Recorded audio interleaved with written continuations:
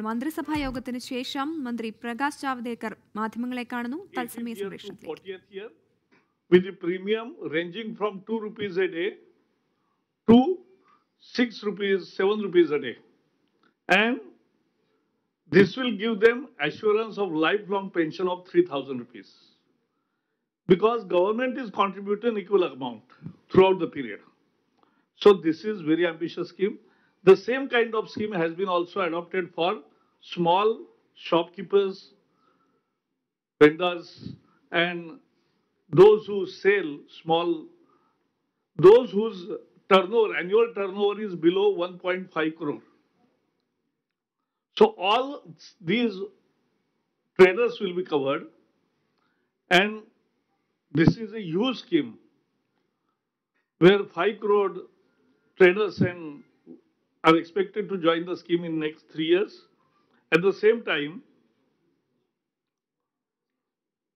the bovines and another sheep and goats and pigs they don't get vaccination. Every buffalo or cow doesn't get vaccination. Now government has decided, like what we have done in human beings, to give universal vaccination. And the earlier scheme was 60% central government, 40% state government. Now today government has decided that we will eradicate all these elements and will make our animal husbandry a very strong asset. To that effect, more than 13,000 crores will be incurred, and that will save the milk loss and infertility. So this is yet again a very ambitious scheme launched and decided today. The last item, of course, the Parliament session will start on 17 June and will end at 26 July.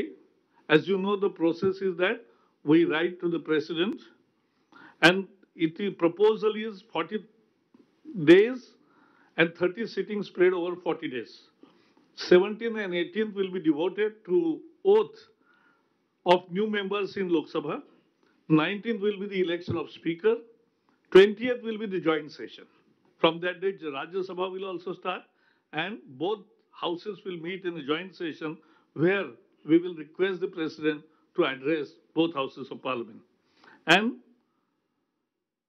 then there will be discussion on President's speech, and also on 5th July there will be budget, and there will be other legislative businesses also which is necessary.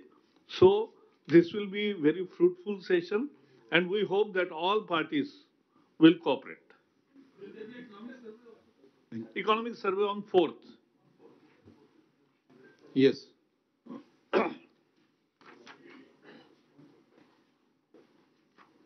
पूछो। तो एक तो sir छोटे व्यापारियों को जो pension का कहा, उसमें कितना पेंशन मिलेगा?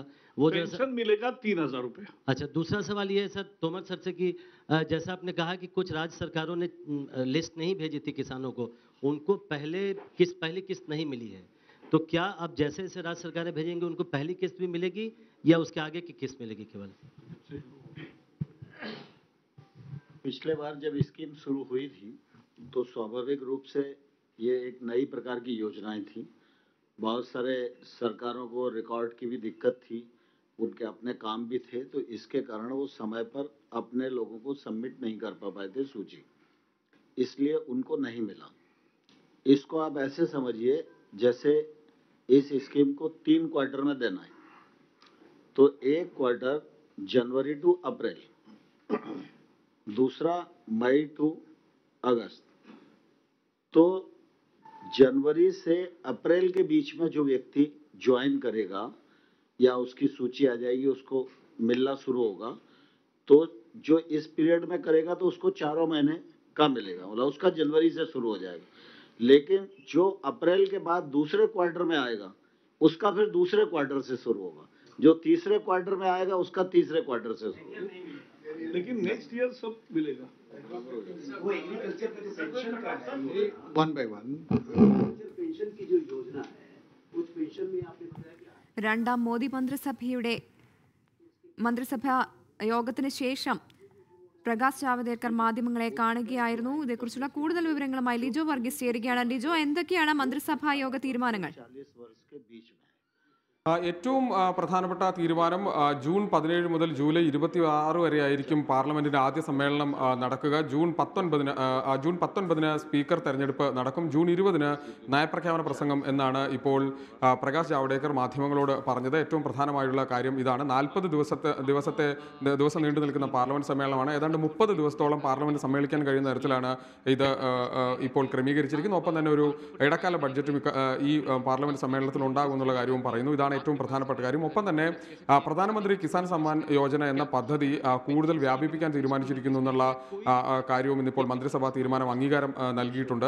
മന്ത്രിസഭാ യോഗം അംഗീകാരം നൽകിയിട്ടുണ്ട്. അതിൽ നേരത്തെ ഉണ്ടായിരുന്നത് 3 കോടി ജനങ്ങൾക്ക് 6000 രൂപ വെച്ച് വർഷം നൽകുന്ന പദ്ധതിയായിരുന്നു. അതിൽ 2 കോടി കർഷകരെ കൂടി കർഷക കുടുംബങ്ങളെ കൂടി ഉൾപ്പെടുത്തിയിട്ടുണ്ട്. അത്തരത്തിൽ 5 കോടി കർഷക കുടുംബങ്ങൾക്ക് ഇതിന്റെ ഗുണഫലം ലഭിക്കും എന്നുള്ളതാണ് ഏറ്റവും പ്രധാനപ്പെട്ട കാര്യം. അത് ജനുവരി മുതൽ ഏപ്രിൽ വരെ ആദ്യ ഗഡു, മെയ് മുതൽ ഓഗസ്റ്റ് വരെ രണ്ടാം ഗഡു, അതിനുശേഷം മൂന്നാം ഗഡു, അത്തരത്തിലാണ് അത് ക്രമീകരിച്ചിരിക്കുന്നത്. 2000 വെച്ച് ഓരോ ഗഡുക്കളായി ലഭിക്കുന്ന തരത്തിലാണ് ഇത് ക്രമീകരിച്ചിരിക്കുന്നത്.